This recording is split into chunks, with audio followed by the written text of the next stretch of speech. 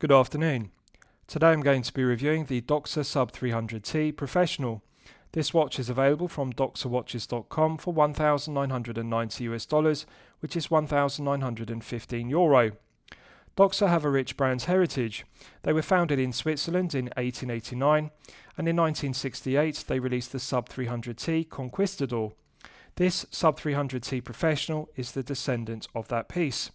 So firstly, let's look at the hard shell travel case that the watch comes in, and then I'll talk you through the specifications of the piece. So the watch comes in this hard shell travel case. I'll show you the interior. The interior is fully lined with a blue velour fabric to a good standard, and in the base we have a hard panel which is fully upholstered to a good standard with sailcloth weave fabric. As you can see, it says Doxa 1889 because, as I've detailed, that is the foundation of the brand. On the reverse we have a piece of foam sponge, and also it's upholstered with sailcloth weave fabric, and we have a contrasting orange fish which is the Doxa emblem. This is okay quality, but I think hard shell travel cases are appropriate for low tier pieces costing below €500 price point, but we're looking at a mid tier piece costing €1,915. So I'd like to see Doxa improve upon this because they could do better. This hard shell travel case is disappointing at this price point. With regards to the specifications of the piece, we have a 42.5mm case diameter. We have a lug-to-lug measurement of 44.5mm, a thickness of 13.9mm, and a lug width of 20mm. The beads of rice bracelet is flared, so the thing to note is we have a 20mm lug width, but the flared bracelet is actually wider. At its widest point, it tapers from 23mm at the lugs down to 20mm at the 2-button push micro-adjustment clasp. The micro-adjustment clasp is signed with the embossed Doxa fish emblem and also Doxa logo on the micro-adjustment. Brushed satin finish to the body, and that contrasts with the flawless mirror polishing to the flanks. Now the watch is covered by a 2-year international warranty, which is very good. We have a flat sapphire crystal with clear AR coating on the underside, and the clear anti-reflective coating does an outstanding job of reducing the glare and the highly reflective nature of the glossy black handset. So, contrasting orange dial has the iconic classic orange Sub 300T dial layout, and just the right amount of information because we have Sub 300T Professional. I like that the dial isn't over branded or over printed with unnecessary text and specification. It simply says at 10 o'clock Doxa automatic, so it has that iconic orange dial and the iconic layout with also a black framed window. With regards to the symmetry of the dial, it's very good, legibility is good, quality of the printing of the C3 superluminova indices are good. Now the minute hand is a lot larger, it's over proportioned, and on this occasion it does suit the aesthetic of the watch because this is a credible dive piece, a tool watch which can be used by saturation divers, because on the left hand flank of the case we have a helium escape valve for saturation diving. This has an incredible water resistance of 1,200 meters. So having a large minute hand actually does serve a purpose with regards to timing dives. With regards to the bezel, it's a dual bezel, so we have 2 scales. The outer portion, which is mirror polished to a flawless standard, has orange Arabic numerals for the feet scale, and the inner portion is brushed satin finish with black Arabic numerals and minute ticks, and that is in the minutes. So you can use it in feet for the outer portion scale or in minutes in the inner portion scale. So let's test the bezel execution. 120 click unidirectional bezel as one would expect. Medium resistance to it, it doesn't feel too heavy or too light. I like the medium resistance, nice loud audible clicks. It feels even all the way through the 360 degrees of rotation, it doesn't get tighter or looser. No lateral side-to-side play whatsoever, no back play whatsoever. So although it has medium resistance rather than firm, it does feel nice and tight. Let's just check the alignment. So we've got 2 pips. The orange pip is fully loomed and the inner pip is black, it's just black paint. So I'm just going to bring it up to 12 o'clock. One more click. Perfect. So both of the pips on the outer and inner portions of the bezel align correctly. The orange fully loomed loom pip and also the inner black pip. They perfectly align with the 12 o'clock printed index on the dial and the 60-minute tick on the black chapter ring. So this is an example to other mid-tier brands of how to get it correct. Medium resistance, feels even all the way through the rotation, no lateral side play, no back play, perfect alignment, and I like the resistance of it, medium firm resistance. With regards to the crown, it's knurled finish, solid 316L grade stainless steel, nice chamfer to it, so it doesn't have any sharp tips to the knurling. Mirror polished domed cap to it, and it's engraved and infilled with orange paint. We have it signed with the Doxa fish emblem. Correctly proportioned, and it's recessed into the right hand flank of the tonneau case. So let's test the screw down crown execution. Silky smooth.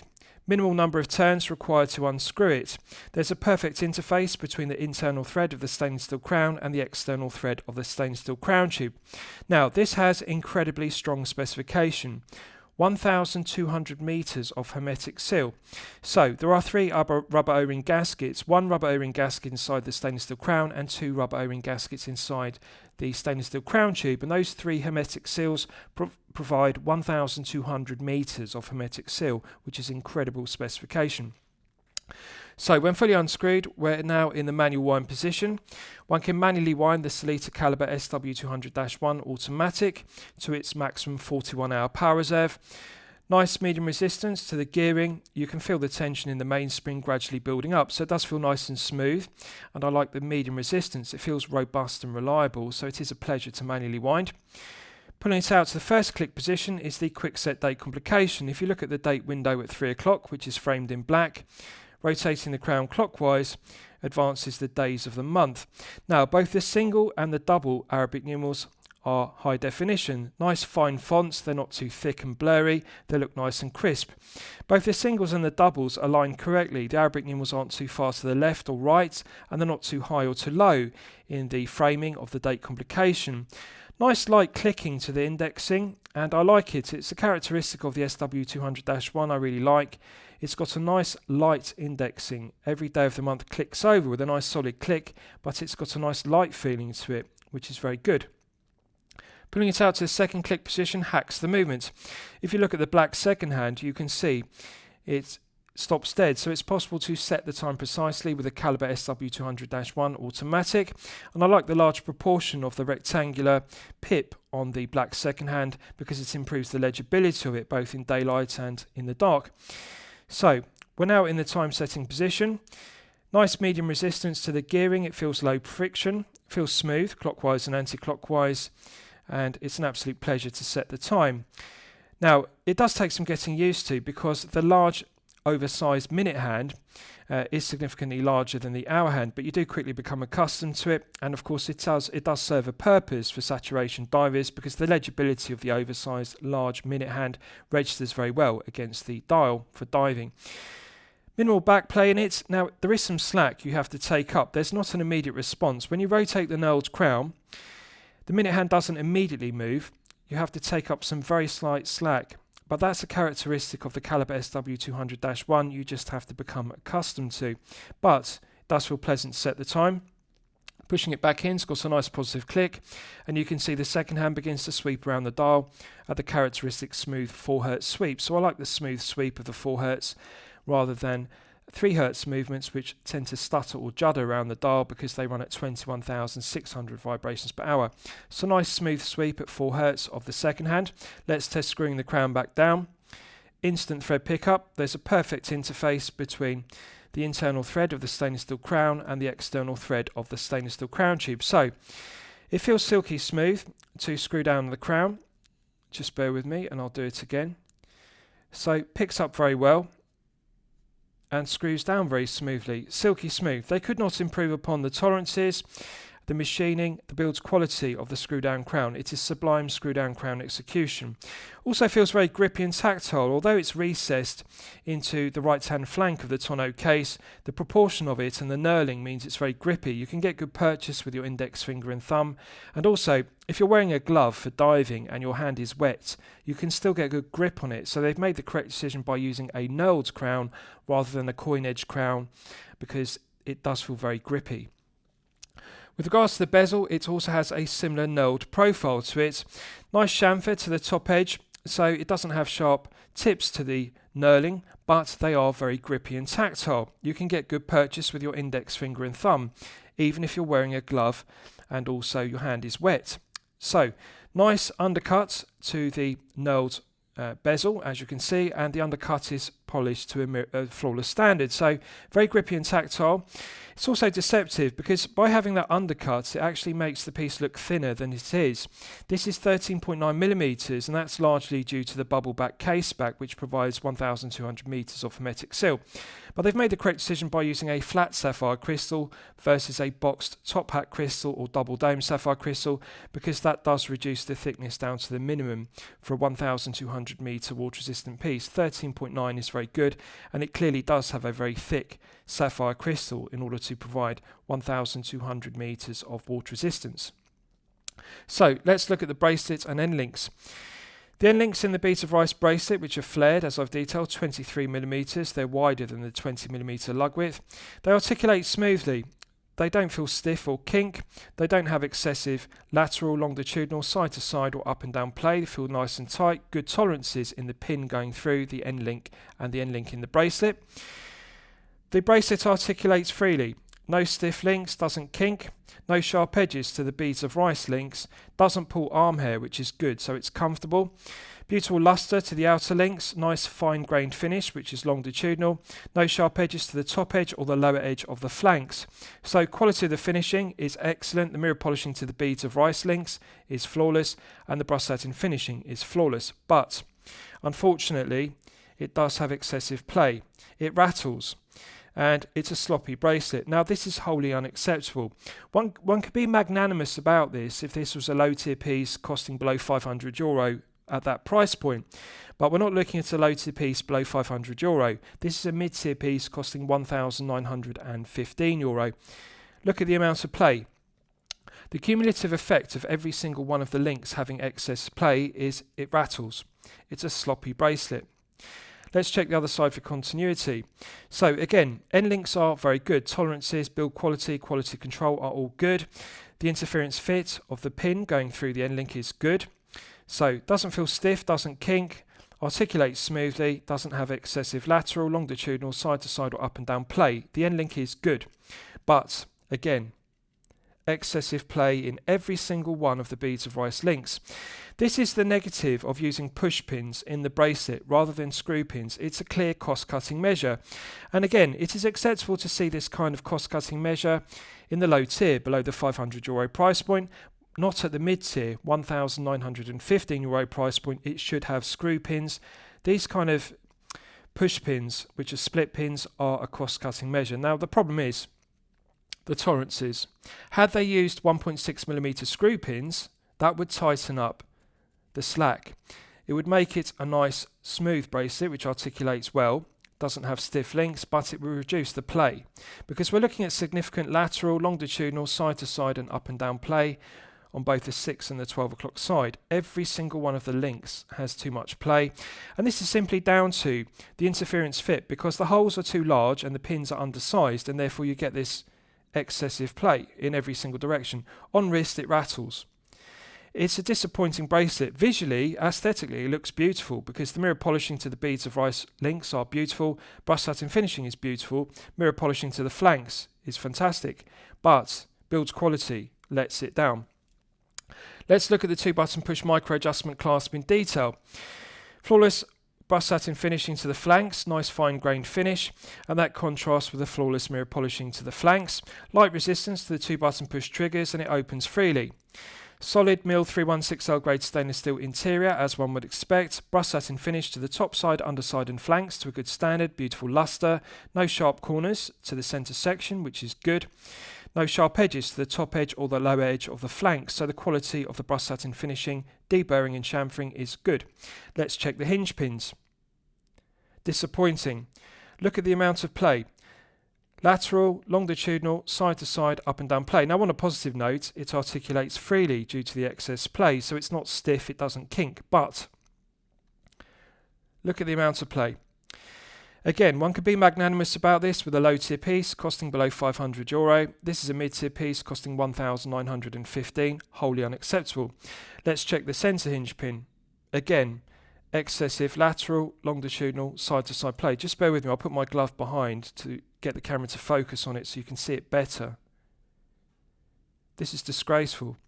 €1,915 in the mid-tier, and we've got play in the hinge pin. And it clicks.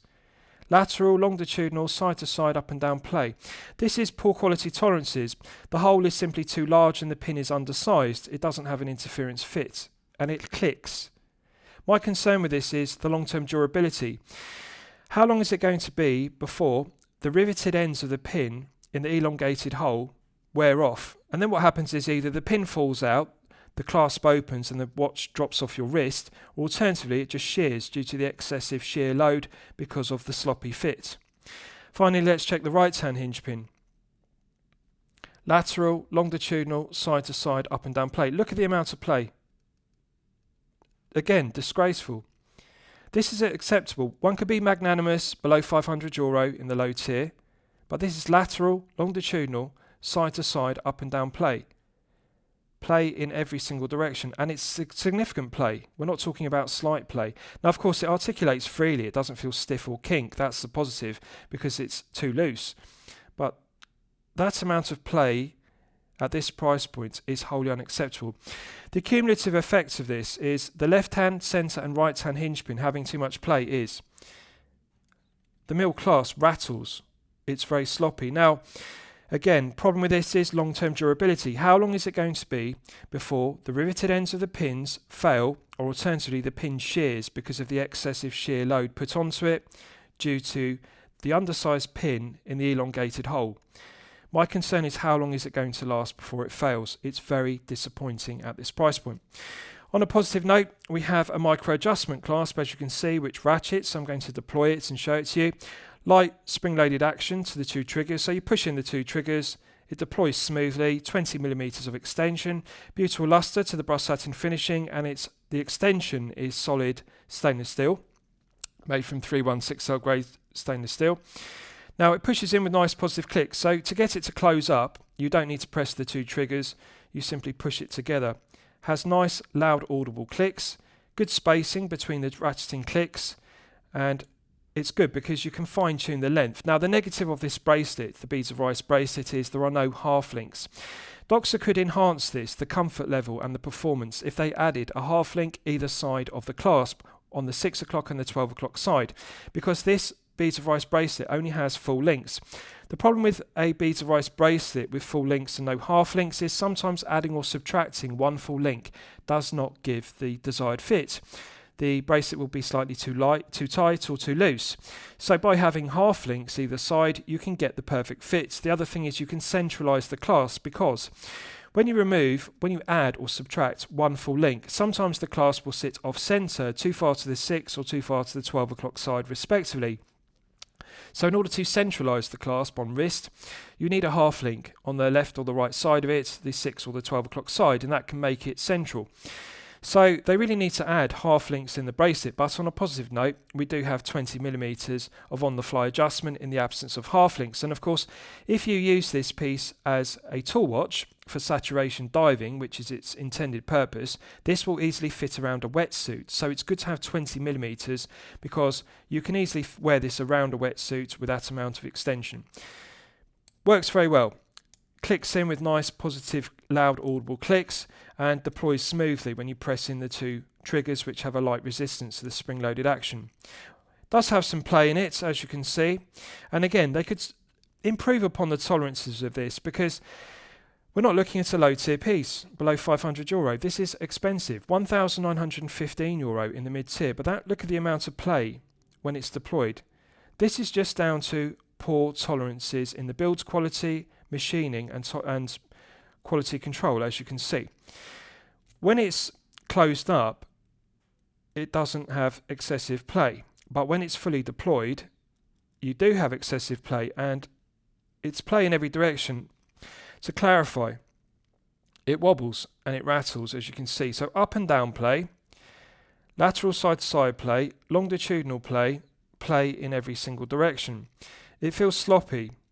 My concern with this is, again, the long-term reliability, the long-term durability of this. How long is it going to last? Because the excessive play means the shear load on the mechanism causes it to fail. It's just not good enough at this price point. This is a disappointing micro adjustment clasp. It does work okay, it clicks in and deploys smoothly, but it's sloppy because it wobbles, as you can see, as does the hinge pins in the bracelet. €1,915. Doxa could do better. Right, so let's look at the case back. Solid 316L grade stainless steel, and it's engraved with the Doxa emblem, as you can see, to a good standard, and also the specification. Mirror polish throughout, flawless mirror polishing. The milled slots are deburred and chamfered very well, so no sharp edges to the milled slots. The negative of the case back, being 1,200 meters water resistant, is it needs to be very thick. This is significantly thicker than a 300 meter water resistant piece. So for example, the Doxa Sub 300 has a thinner case back because it's 300 meters water resistant. This is the 300T Professional 1,200 meter water resistant version. It's a lot thicker. It has a deep bubble back profile to it, as you can see. This adds significant thickness to the piece, and it's the main reason why it's 13.9 millimeters rather than being below 13. And of course it is necessary to have a very thick case back in order to provide 1,200 meters versus 300 meters. If this were a 300 meter case back, it would be flatter and more low profile. That's just the negative of a deep water resistant piece, as you can see. It makes the tonneau case sit on top of the wrist rather than wrapping around it, and I'll show you in the wrist shots it does have a large gap underneath the flanks of the tonneau case. On a positive note, the mirror polishing to the underside to the tonneau case is flawless, no sharp edges to the flanks. The tips of the lugs have been deburred and chamfered very well, and the end links in the beads of rice bracelet are a good snug fit to the tonneau case. So quality of the case back finishing is excellent. Quality of the finishing to the underside of the tonneau case is excellent. Right, so I'll give you a wrist shot and you can see how it fits on my 8-inch wrist.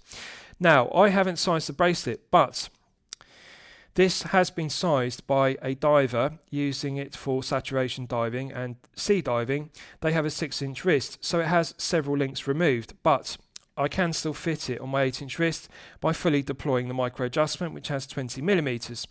So the bracelet will fit from a 6-inch wrist to an 8-inch wrist with all the links in the beads of rice bracelet. It currently has 5 links removed, and this is to fit a 6-inch wrist. But even with all the links removed, the 5 links removed, this is a very heavy piece. It weighs 185 grams. It's one of the heaviest dive pieces I have reviewed on my channel. Bear in mind that's with 5 links removed. If you have the 5 links added, it will be excessive. It will be over 200 grams. Now, I often refer to the sweet spot of heft in my previous reviews. For a 40 to a 42.5 millimeter piece like this, 150 grams is the sweet spot.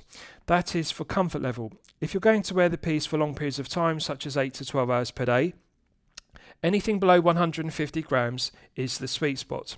This is 35 grams in excess of the sweet spot at 185. It's not comfortable to wear for 8 to 12 hours per day. It's clearly not meant to be worn as a daily wear piece. This is a tool watch for divers to be used for saturation diving. It's okay to wear it around a wetsuit, but not for 8 to 12 hours per day as a daily wear piece. So that's something to bear in mind. It does feel like a top-heavy piece. It feels like a tall, thick slab of 316L grade stainless steel. Despite having a curved profile to the tonneau case, because it has that bubble back case back, you get this large gap beneath the flanks of the tonneau case and also the tips of the lugs, as you can see. Also, the end link in the beads of rice bracelet has this large gap, and that's not due to the tonneau case because it has a nice curved profile. It's the bubble back case back. That's the negative of this being 1,200 meters, the thick case back. The head of the piece itself is very low profile. The tonneau case and also the bezel and the flat sapphire crystal, they've made the correct decision by using a flat sapphire crystal rather than boxed top hat crystal or double dome crystal, because that would make it over 14 millimeters. Because bear in mind, the crystal needs to be thicker. It's not a 300 meter water resistant crystal. This is 1,200 meter water resistant. So in order to prevent the sapphire crystal cracking under that pressure, it's very thick. But they've made the correct decision. It's flat rather than being boxed top hat. So it's a very tall piece, 13.9. Anything below 13 millimeters is the sweet spot. That will easily slip underneath a shirt cuff if you wear business shirts. But at 13.9, it's nearly 1 millimeter tall, above the sweet spot. It does have a surprisingly compact lug-to-lug measurement of only 42.5 on the tonneau case, but unfortunately it's not going to fit a 6 to 7 inch wrist, even though it's compact because of the bubble back case back and it's sitting on top of the wrist. You can see the gap underneath the flanks. So it does have wrist presence, but clearly if you have a 6 to 7 inch wrist, you can rule this piece out. It's too large, too tall, too heavy. If you have a larger 7 to 8 inch wrist, yes, you can wear it. And of course, 8 inches plus, it is best suited. I think Doxa have made a mistake with regards to the taper of the beads of ice bracelet. There is far too much meat on wrist. They flared it. Now this has a 20mm lug width, and therefore a 20 to 16 taper or 20 to 18 taper would look good. But what they've done is they flared the ends of the links. So they're 23. They're 3mm wider than the actual lug width. And the taper means there's too much meat. It's 23 down to 20. The problem with it only tapering down to 20 is also the clasp is very wide and bulky. It's thick, it's wide, and also too long, because as you can see, when you fully deploy it with a 20mm of extension, and you're going to be doing this if you wear it around a wetsuit, this is a very long micro adjustment clasp. If you have a 6 to 7 inch wrist, this is not going to fit because it's going to overhang the length on your wrist. Even with my large 8 inch wrist, when it's fully deployed, you can see it's very long. It's wide, it's bulky, it's tall, and it adds significant heft. If this had a 20 to 18 taper or 20 to 16, that would reduce the meat of this bracelet by 35 grams, and it would reduce the overall heft of this piece from 185, which is excessive, down to the perfect sweet spot of 150 grams, enhancing the comfort level. So Doxa could easily rectify this. They could change the taper from 23 to 820, reduce it down to 20 to 18 or 20 to 16. 20 to 16 is the industry standard for a 40 or 42.5 head of the piece. 23 to 20 is excessive. Too much meat on the wrist, 35 grams of excessive heft. It means that this feels like a top-heavy piece, a slab of 316L grade stainless steel, plus a meaty bracelet. Far too much, 35 grams of excess heft on the bracelet. So although it does look aesthetically pleasing because of the beads of rice mirror polish links and the beautiful luster to the outer links, the clasp is too long and bulky, the bracelet is too thick and wide, and also the links are very thick. As you can see, they all add too much meat on wrist. 185 grams, okay to wear for 1 to 2 hours, but not for 8 to 12 hours per day. Just a top heavy, thick piece, and I really think that they need to change the bracelet taper in order to reduce it to 150 grams overall. But on a positive note, has the iconic sub 300T dial, which is orange, and of course very aesthetically pleasing tonneau case. Does look very similar in proportions and also the looks to the original 1968 sub 300T Conquistador, which this is a direct descendant of. So good looking piece, but the truth is comfort level's not good, it's poor. Feel good factor is good if you're going to wear it for short periods of time, such as 1 to 2 hours, but definitely for 8 to 12 hours per day, the comfort level and feel good factor is diminished. Right, so let's do a lume test and we'll see how the lume performs when it's charged up to the absolute maximum. So as always, I'm going to use my 100 UV LED torch to charge it up to the absolute peak. Right, so that's now fully charged, and as you can see, it has not disappointed. We're clearly looking at 5 to 6 layers of C3 Superluminova.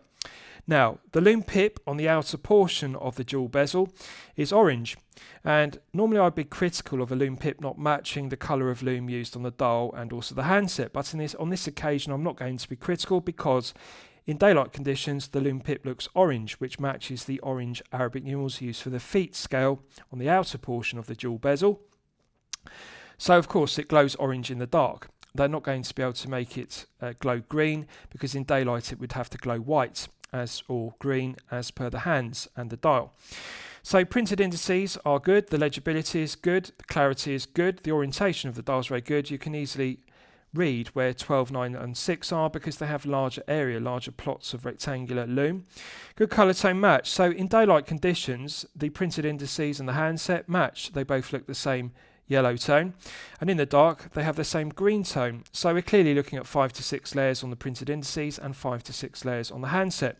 The benefit of the oversized minute hand is the legibility. You can clearly differentiate in the dark between the minute hand and the hour hand. The hour hand is much longer and much larger.